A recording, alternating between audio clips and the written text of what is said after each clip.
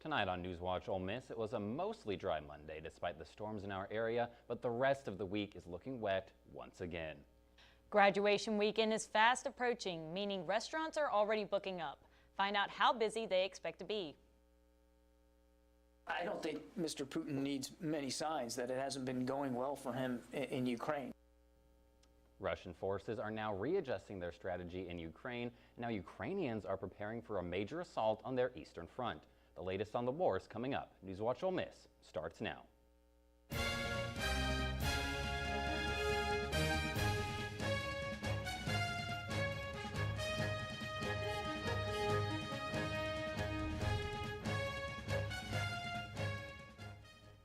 Good evening and welcome to NewsWatch Ole Miss. I'm Sarah Gale. And I'm Gavin Norton. Well, yet another round of severe storms could be coming our way this week. Lafayette County is now at an enhanced risk for severe weather on Wednesday. The storms that moved into our area this morning are expected to stay around through the week.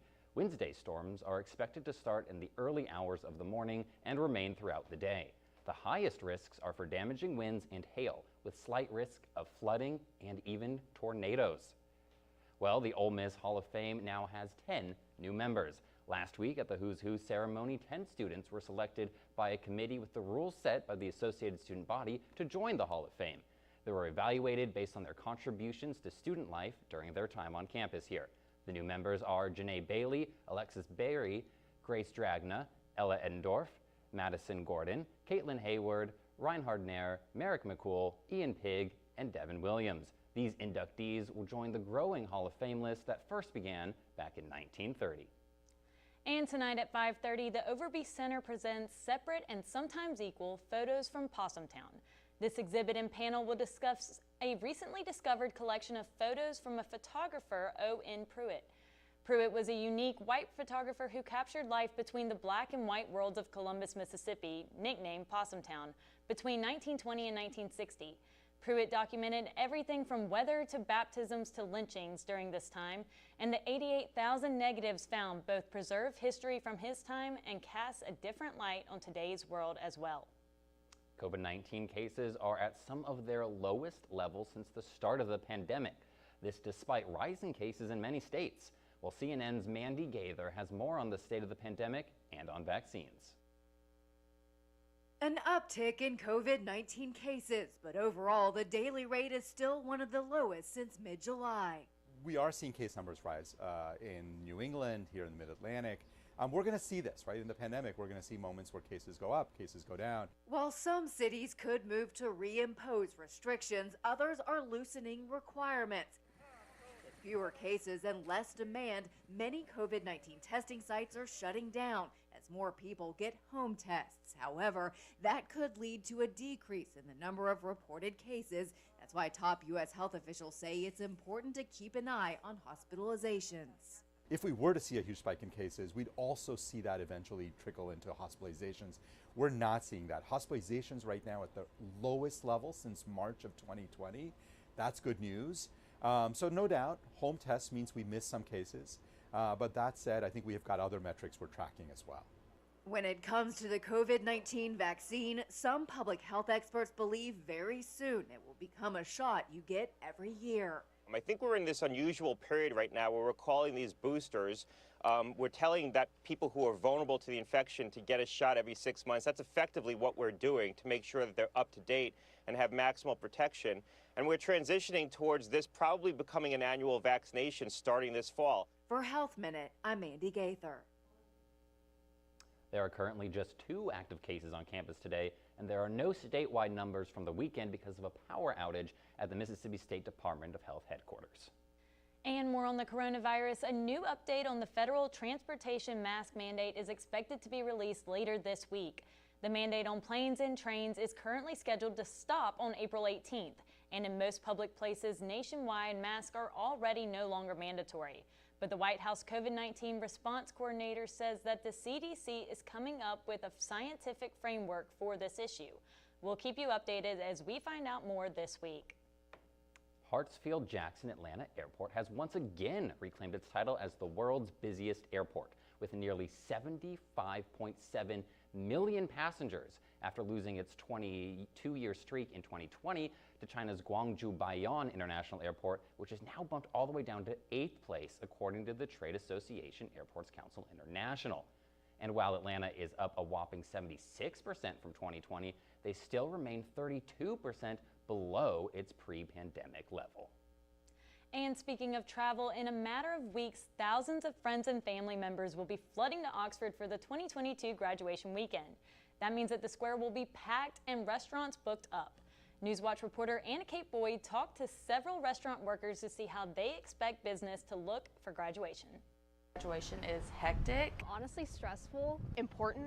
Very exciting. Graduation weekend is just a month away, and many students, such as Alyssa Moncrief, are struggling to find a place to celebrate and dine at. It has been the most crazy experience trying to get reservations and everything, just due to how many people already have, taken tables and how many restaurants have literally no availability at all. One of the most popular restaurants on the square, the SIP, is known as a celebratory place. Employee Mary Caroline Underwood says they plan to have over 200 guests each night during graduation weekend. We are fully booked for reservations. We started doing them in January, and we will call reservations parties in about 2 weeks before graduation approaches, and then we'll start going through the wait list to see if anyone wants to join us. Some restaurants on the square, such as City Grocery, are preparing for graduation by creating a new menu, staff meetings, and a new way of making reservations, says employee Terry Moon. 30 days in advance, no matter what, no matter today. I mean, today it was February 2nd and you wanted a reservation for March 13th. We cannot get that reservation in till February 13th. Many restaurants on the square are known for amazing desserts, especially Ajax. All their desserts are homemade. The big reason that the people come here is we only have 3 desserts on our menu, but they're very, very popular, and so the people already know the desserts that are coming here. Some restaurants, such as Wnba, will be offering catering and delivery services on graduation weekend. Manager Hunter Wolf says they will do whatever it takes to serve the Oxford community. We like to have at least a week's worth of notice. The sooner the better. So if it is like a really big order, we have time to prepare our kitchen, all of our staff. If you are planning to dine on the square graduation weekend, restaurant employees suggest you leave 30 minutes to an hour to avoid traffic and to check social media for menu and reservation updates. Kate Boyd, NewsWatch Ole Miss. Graduation ceremonies are scheduled from Wednesday, May 4th to Sunday, May 8th, with convocation the morning of Saturday, May 7th in the Grove. And while the square will be packed in May, parking on campus will be a bit trickier tomorrow. Rebel baseball will take on Murray State tomorrow at 11 for the annual Kids Day game. Parts of commuter lots near Swayze Field will be reserved only for baseball use. Meanwhile, University Place, that's the road that runs west of Swayze Field, will see some traffic changes as well. The parallel commuter spots on the east side of the road will be closed for pedestrian traffic. The northbound lane will be loading and unloading zone for buses. The southbound lane will be used for northbound traffic, and the west side parking lane will become the southbound lane.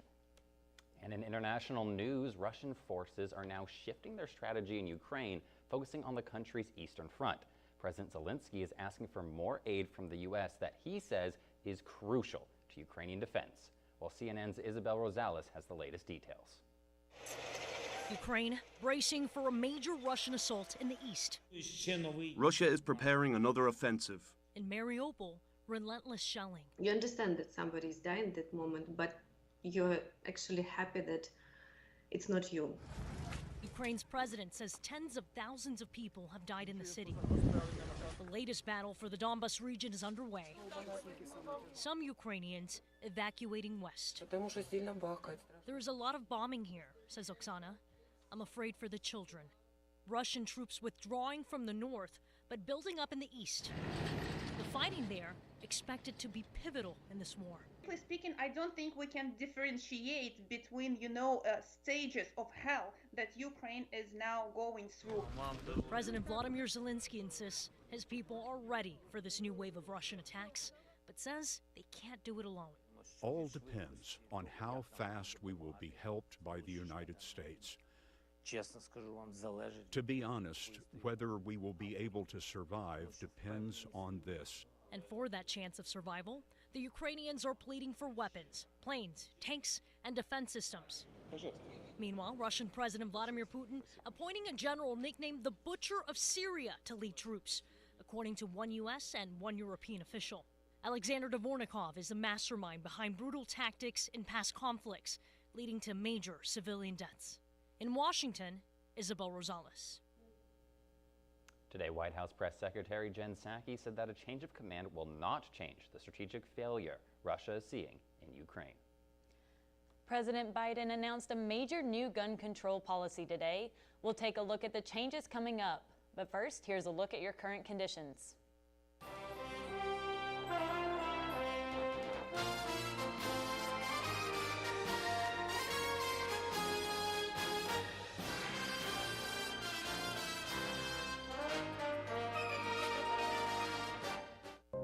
Here's to the things that can keep us safe. And now, those that we carry with us everywhere will bring us wireless emergency alerts. With the unique sound and vibration, you'll be in the know, wherever you are.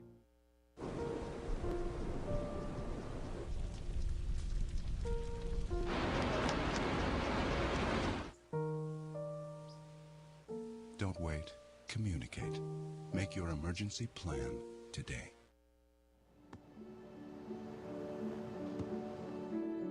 I don't remember how it started. Go to that. Our back and forth. It always came back. Dad! You probably don't remember what you told me, That was perfect. but I heard every word.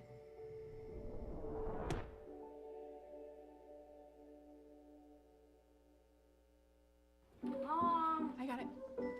What are you doing in there? I got stuck. Are you a dog? I wouldn't do that. Have you seen the pliers? Where'd you find those? It's not your birthday. Sorry. Bye, Grandpa. Bye, Grandpa. Take care of yourself. What are you doing? What are you looking for?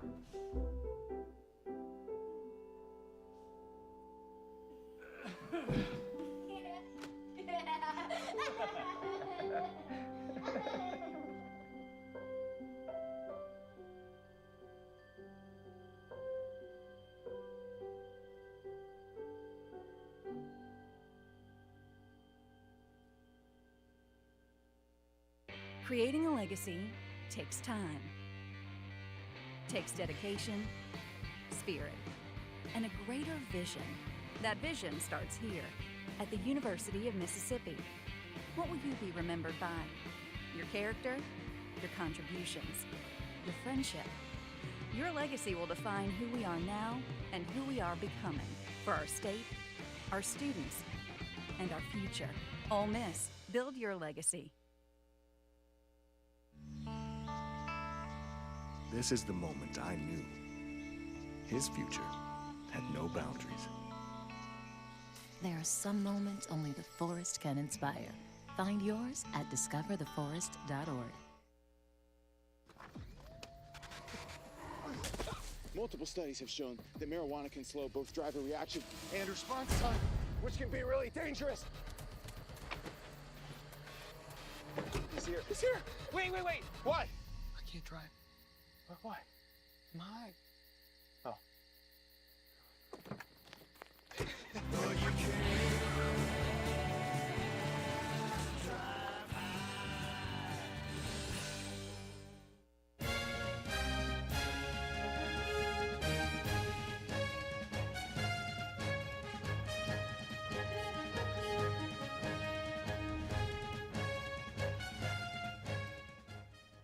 With his Supreme Court nominee confirmed, President Biden turned his focus to a new area of interest today, gun control, announcing a new regulation on ghost guns and his pick to lead the Bureau of Alcohol, Tobacco, Firearms, and Explosives. CNN's Karen Kafa has the latest from Washington. These ghost guns from President Joe Biden Monday taking steps he hopes will help stem a rise in gun violence. If you commit a crime with a ghost gun, expect federal prosecution. The White House in particular trying to curb so-called ghost guns, like one a police source said was recovered over the weekend in connection with the fatal shooting of a 16-year-old girl in New York City's South Bronx. The number of ghost guns in New York City and on Long Island are skyrocketing.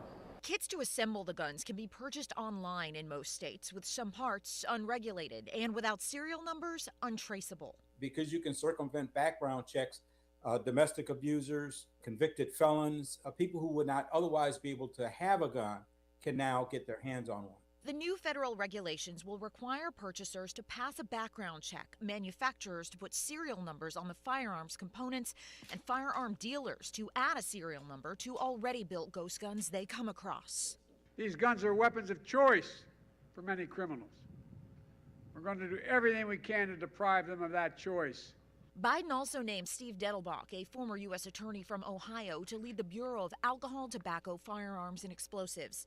The federal agency tasked with enforcing federal gun laws has not had a permanent director since 2015. In Washington, I'm Karen Kafa. Smith announced today that she is co-sponsoring the Hearing Protection Act. The goal of the act is to reduce hearing damages in sportsmen and their hunting dogs. The bill does this by reclassifying suppressors to be regulated as if they were a normal firearm. Senator Sidney Hyde-Smith and her colleagues hope the passage of this bill will help the hearing impaired to exercise their Second Amendment right. And switching over to the big screen, today starts the legal battle between Johnny Depp and ex-wife Amber Heard. The actor is suing Heard for $50 million in relation to the 2018 Washington Post opinion editorial that she wrote about surviving domestic violence. Now, Heard never mentioned Depp specifically, but she did accuse him of abuse when she got a restraining order against him after they broke up in 2016. And Depp has already lost a libel lawsuit that he took out against the Sun tabloid after it referred to him as a wife beater. Heard testified in court for the tabloid, but since Depp is suing her directly this time and not a media company, it changes the requirements for Heard in court. Staying in the media, Twitter's largest stakeholder, Elon Musk, has decided to not join the company board of directors just less than a week after being awarded a seat. Musk claimed his spot as Twitter's largest stakeholder after buying a 9.2% stake in the company in early April. The CEO of Tesla was originally supposed to be appointed to the board on Saturday, but decided against it the day of. This followed by a quote from Twitter CEO stating, "I believe this is for the best." So far, there have been no further statements from Musk. And if you're an online shopper like me, and if you like to shop on Etsy, this is probably not your week. Starting today, 17,000 Etsy sellers have gone on a week-long strike to protest several changes that the company made to the seller policies over the past 4 years, with the latest change increasing the seller transaction fees from 5% to 6.5%. Sellers are demanding this increase be dropped, the option to opt out of off-site ads, a crackdown on resellers, and more. The list of demands, as well as a petition with over 45,000 signatures, are in a letter sent to Etsy CEO. A spokesperson for Etsy says that the success of their sellers is a top priority. And it turns out your furry friend may be impacting your health. A new study found that 95% of more than 400 dog owners didn't know how to safely handle their pet's food, increasing their own risk of foodborne illness. This includes washing your hands before and after handling pet food or treats, using a separate surface to prepare pet food, and not using the feeding bowl as if it were a scoop. These tests have also shown significantly less bacteria and contamination in bowls and scoops that were properly washed and dried after each use versus those that were not. So avoid the stomach ache. And remember, you gotta wash Fido's bowl. Coming up in sports, the Wnba Draft is set for tonight, and former Rebel basketball player Shakir Austin will be in attendance for her big night. And the Ole Miss baseball team was swept by the Crimson Tide over the weekend. Find out what this means for the Rebels up next in sports.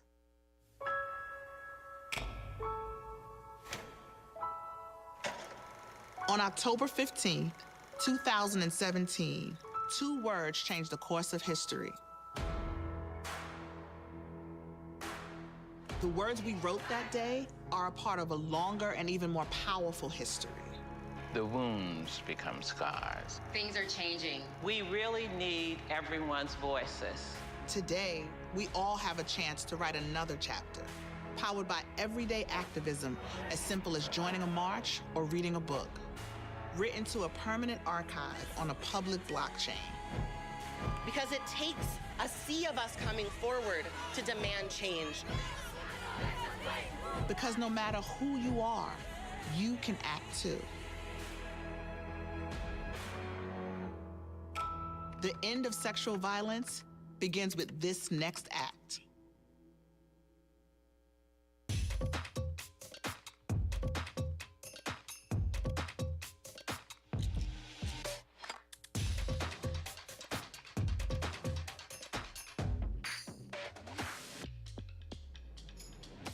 Times during class, and I tell her to talk to him, and it's like, oh, ew.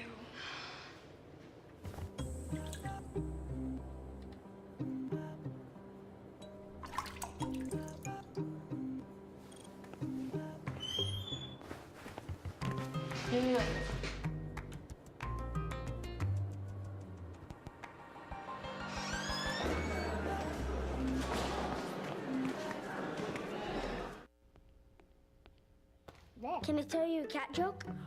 Just kidding. Why did the girl ask the mushroom to dance? Because he was a fun guy. What do you call a pig that knows karate? Pork chop. So how does a tissue dance? Put a little boogie on it.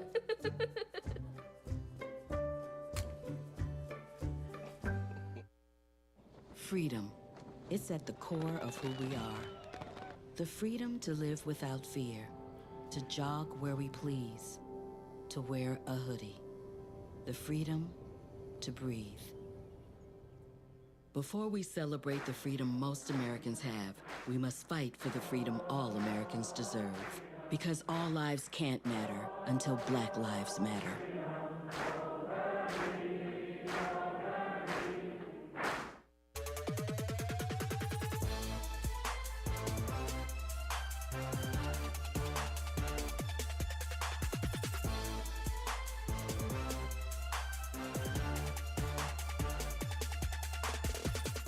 The long-awaited WNBA draft is finally here, and Ole Miss women's basketball superstar Shakir Austin will be present tonight.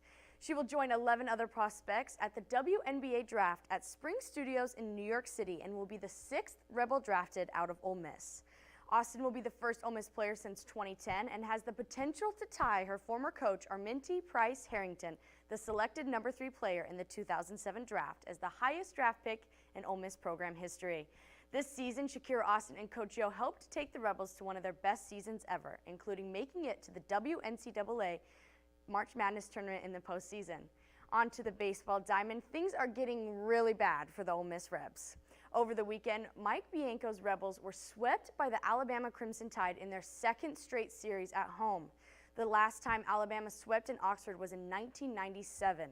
Ole Miss is now sitting at 0-6 in conference play at home, unable to pull something together, despite being named the #1 team in the country only a few weeks ago. It was a weekend full of home runs and a whole lot of disappointment, but the Alabama Crimson Tide left no doubt in 3 games. The Rebs dropped to number 25 in the poll rankings and will need to fight hard to still be relevant the rest of the season. Ole Miss will look to try and make something happen tomorrow morning as they take on Murray State at 11 a.m. at Swayze Field. Staying on the diamond, Ole Miss softball fell in the doubleheader against number 8 Kentucky over the weekend.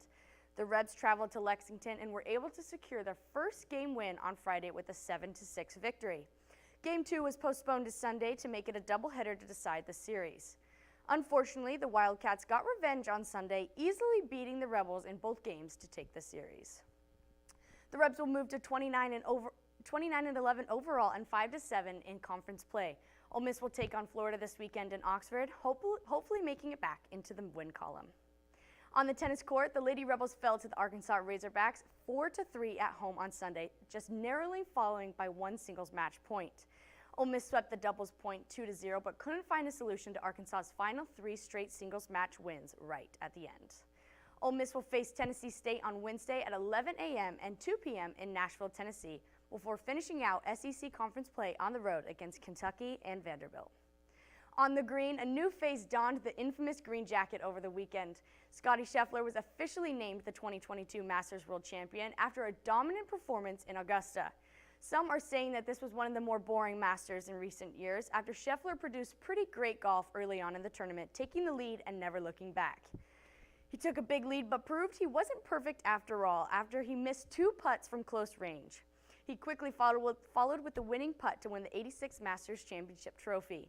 The 25-year-old American golfer is a rising star, and it's very likely we'll be saying his name for years to come. Over the weekend, tragedy struck the Ohio State football team as well as the rest of the sports world with the sudden death of quarterback Dwayne Haskins. The Steelers quarterback was struck by a vehicle while trying to cross the southern Florida highway where he was training with other Pittsburgh players.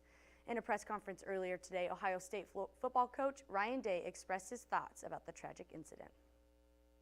You know, it's hard to wrap your mind around something like this, especially when it just happened so tragically to a young person, especially somebody who had such a big heart. I think when you think about Dwayne, you just think about the compassion that he had. It meant a lot to my family, it meant a lot to this program, and he's going to be sorely missed. The Ohio State Buckeyes are planning to honor their former quarterback this Saturday at the Buckeyes spring football game. And that's all I've got for sports. Make sure to follow us on Twitter at rebel_watch for the latest sports updates. Thank you, Ruby. The search for the next Gerber baby is underway. You can find out how to submit your baby and what the company is looking for in its next face, coming up next on NewsWatch. Worried about your friend but don't know how to reach out? You could say how are you or get a fake tattoo. You can ask with an app if it works for you. You could chat with them in VR. It's so good. If you think you should check in, yeah, you should. Whatever gets you talking. Reach out to a friend about their mental health. Whatever gets you talking. Learn how you can help at seizetheawkward.org.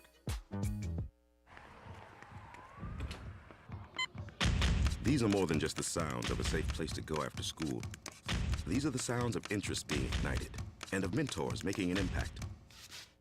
At Boys and Girls Clubs, we don't do just one thing. We do whatever it takes to meet the needs of every kid who comes through those doors. Because whatever it takes is what it takes to build great futures. Great futures start here.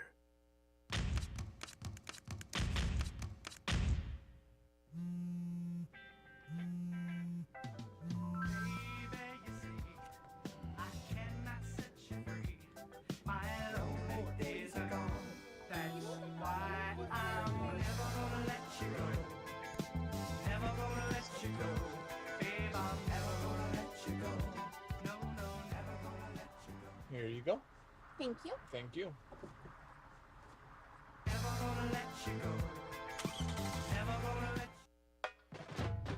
We are Ole Miss Rebels. As Mississippi's flagship university, we dig deeper, see farther, work harder. We pioneered human organ transplants. We helped prove Einstein's theory of gravitational waves. We are distinguished as a Carnegie R1 top 2.5% research institution. We are Ole Miss, transforming lives and the world. Twinkle, twinkle, little star.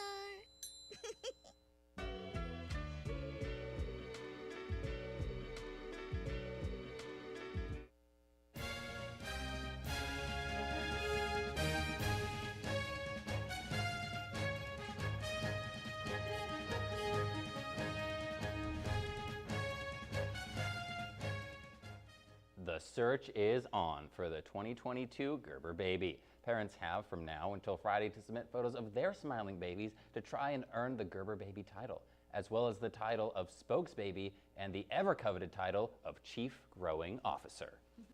And this year's winner will not only be featured on the baby food company's social media channels and ad campaigns, but will also get a $25,000 prize, which for the first time Gerber will match with a $25,000 donation to the March of Dimes maternal and infant health programs.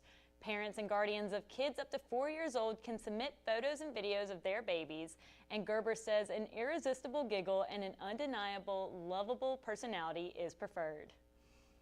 Well, Sarah Gale, you were telling me over the break you might want to participate in this, but in a slightly different way. Is that true? Yes, I want to be the one that chooses the Gerber baby. Like, I want to look at all the cute little pictures and the videos, and I just think that'd be a fun job. I think it would be too. Although the sad part is you gotta have to cut probably most of the babies and ruin their dreams of being the next spokes baby. Okay, never mind. I'm not changing career paths. No? Okay, staying in news? Yeah. All right, well, that's all we have for tonight. NewsWatch Ole Miss, I'm Gavin Norton. And I'm Sarah Gale. Make sure to follow us on social media for the latest on Ole Miss and beyond. Thank you, and good night.